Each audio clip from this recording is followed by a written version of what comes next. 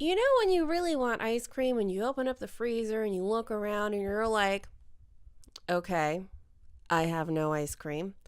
Well, grab some bananas, slice them up, and make yourself your own vegan banana ice cream. So in this one, I start with 3 bananas. I cut them up. I throw them in a glass container. I freeze them for 3 hours. And then I put them right here into a food processor. Spin, spin, spin, buzz, buzz, buzz.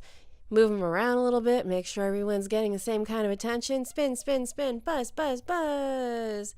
So you kind of just keep going until the mixture looks and feels a lot like ice cream. Open up the top.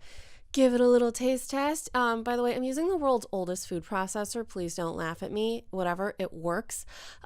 So then you spread out all of your bananas and cover them in whatever delicious topping you want to use. Cover it back up. Throw it in the freezer.